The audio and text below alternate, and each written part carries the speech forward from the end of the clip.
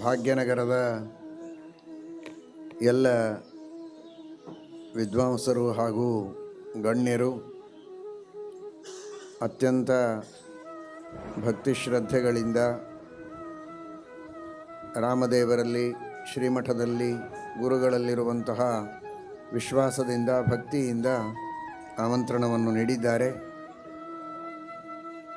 ನಾವು ಕೂಡ ಮೂಲರಾಮ ದಿಗ್ವಿಜಯರಾಮ ವೇದವ್ಯಾಸ ದೇವರಲ್ಲಿ, ಎಲ್ಲ ಸಂಸ್ಥಾನದ ಭಗವದ್ ರೂಪಗಳಲ್ಲಿ ಹಾಗೂ ಸಮಸ್ತ ಗುರುಗಳಲ್ಲಿ, ಅಲ್ಲಿ ಭಾಗ್ಯನಗರದಲ್ಲಿ ಸನ್ನಿಹಿತರಾದ ಮುಖ್ಯಪ್ರಾಣದೇವರಲ್ಲಿ, ವೆಂಕಟೇಶ ದೇವರಲ್ಲಿ ವಿಶೇಷವಾಗಿ ಪ್ರಾರ್ಥನೆಯನ್ನು ಮಾಡಿ ಈ ಭಾಗ್ಯನಗರದ ಮುಂದೆ ಬರುವ ವಿಶ್ವಾವಸು ಸಂವತ್ಸರದ ಚಾತುರ್ಮಾಸ್ಯ ಅತ್ಯಂತ ಉತ್ತಮವಾದ ರೀತಿಯಲ್ಲಿ ನಡೆಯಬೇಕು, ನಿರ್ವಿಘ್ನವಾಗಿ ಆಗಬೇಕು.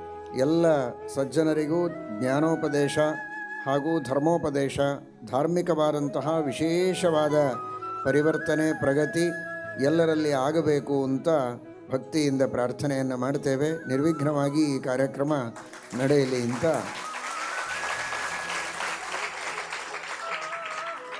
ಗುರುಗಳಲ್ಲಿ ವಿಶೇಷವಾಗಿ ಪ್ರಾರ್ಥನೆಯನ್ನು ಮಾಡ್ತೇವೆ. ಹರಿವಾಯು ಗುರುಗಳ ಅನುಗ್ರಹದಿಂದ ನಾವು ಊಹೆ ಮಾಡಿದ್ದಕ್ಕಿಂತಲೂ, ನೀವೆಲ್ಲ ಅಂದುಕೊಂಡದ್ದಕ್ಕಿಂತಲೂ ಇನ್ನೂ ಹೆಚ್ಚಿನ ವೈಭವದಿಂದ ನಡೆಯುತ್ತದೆ. ನೀವೆಲ್ಲ ಇಲ್ಲಿ ಎದುರಿಗಿದ್ದ ಮುಂಬೈ ಮಹಾನಗರದ ಎಲ್ಲ ಭಗವದ್ಭಕ್ತರು ಚಾತುರ್ಮಾಸ್ಯವನ್ನು ಮಾಡಿ ಬೀಳ್ಕೊಡೋದಕ್ಕೆ ಬಹಳ ಕಷ್ಟವಾಗ್ತಾ ಇದೆ ಅಂತ ಹೇಳ್ತಾ ಇದ್ದೀರಿ. ಆದ್ದರಿಂದ ಈಗಲೇ ನಿಮಗೆಲ್ಲ ಆಮಂತ್ರಣವನ್ನು ಕೊಡ್ತೇವೆ. ಅವಶ್ಯವಾಗಿ ಎಲ್ಲರೂ ಅಲ್ಲಿ ಬಂದು ಇರಬೇಕು.